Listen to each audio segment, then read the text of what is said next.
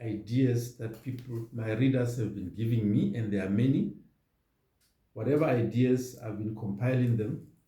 And those who chose to do a written review, like my former lecturer, Dr. Johnson Ope, he did a comprehensive critical view. I appreciate it.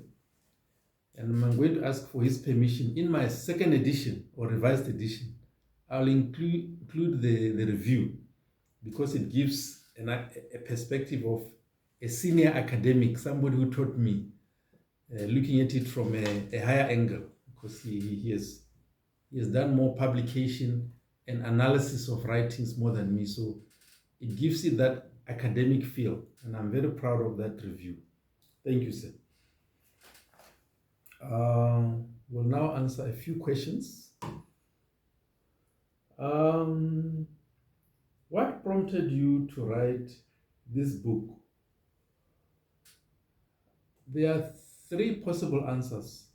One, as a writer, it was just a question of time that one day I'll write a book. Throughout my life, people have always said to me, "Orata ho kwala, orata ho kwala." Sometimes it appears as a negative criticism, sometimes as a positive criticism. So, but from a writer's perspective, that was a validation that somewhere in this rambling and noise making, there is a writer. So I took my time and discovered that it might sound negative that I like writing, but I should just sit down and structure things well and ask my editor to help me. And here it is. I came up with a book. From another angle, I consider myself as an addict of nation building. Yes, addict. I think wherever there is an opportunity for nation building, I'll jump for it, whether it's singing, composing songs about Botswana, wearing Botswana colors, being a patriot, being involved in awareness campaign, debates, from the spiritual side of things, counseling couples, those who come to see me and my wife for wisdom, being involved at church, preaching, attending weddings and burials.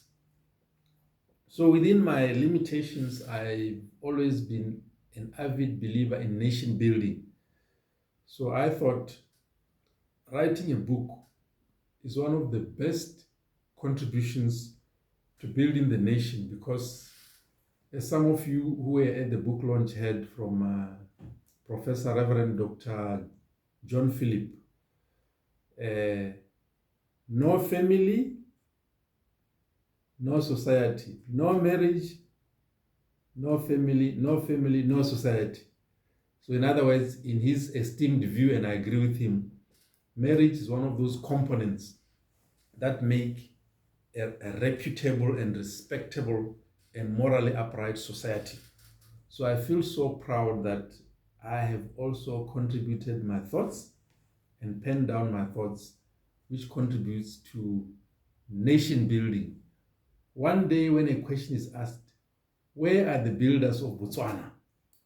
My name will be mentioned, that Chuchuchu contributed to nation building by writing a book on marriage, because marriage is part of the building blocks of any society. I think from another angle, obviously as a creative, it's part of my way of celebrating the gifts, my God-given gifts. I'm a creative.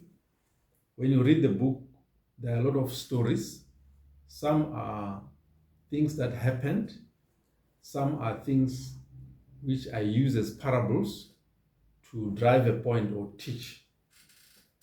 So that is my long and short answer, that I'm contributing to nation building. And if you have any workshop or seminar on the family or marriage, and you don't have facilitators, and I'm free and available, I promise that I'll come and participate. Of course, The other question is, are you a marriage counselor? Yes and no. I'm not a trained marriage counselor.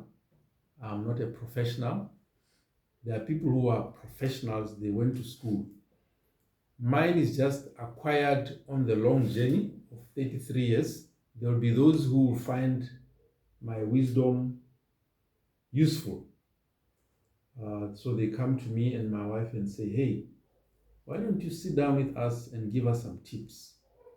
I prefer it when it's both couples who feel I and my wife can be of assistance. But I wouldn't like to portray myself as a trained marriage counselor because I'm not. I'm more on motivation than a professional counselor. So if it has to do with motivating people, sharing nuggets of wisdom, that one I'll jump for it. Counseling, I only do it reluctantly. If a friend or churchmate or relative, somebody is desperate and they need somebody to talk to. But it's always best if it's the two of you, because you can't be counseling one person. In marriage, it takes two people to marry, and the problem that you are having in your marriage is not one-sided. Even if you might think that it's your wife or your husband, you are part of the problem and you are part of the solution. So it's best if we sit down together and brainstorm together, because at the end of the day, the solution is in your hands. At the book launch, I was asked, and I will repeat the same answer that I gave. In your marriage, your wife ke ene teacher. So as a husband, listen to your wife. In your marriage, your husband ke ene teacher, ke ene mogokgo, reetsa mogokgo, reetsa teacher. If you listen to your husband, you'll have a beautiful marriage. That is the ending statement that I would like giving, that when all has been said about marriage and complications, the bottom line is that the solution is in you pleasing your teacher. That Mogele that you chose out of a population of 8.5 billion, if only you listen to her and study her and do what she wants. Yes, whatever she wants. You can't marry somebody and remove them from the market, and then you become a refuser. Whatever she asks, you are refusing. You are not being a good husband. But if you do whatever she wants, you are going to have a blissful marriage. Is it possible to always do what the teacher says? Yes, it's possible, because that's where now you have to pay the cost. Why do you marry somebody and you become Mr. No? Whatever your wife asks, no. Whatever your husband asks, no. You are behaving like you're an opposition party in your own marriage. Wisdom demands that you'll be a good wife. How come and do what she wants? You'll be the perfect husband. Your wife will be ever smiling. Your husband will be ever smiling. Thank you for sharing your time and being my audience this evening. I love you. Get a copy of the book. You will not regret it. Thank you. Yes, this is the beautiful book.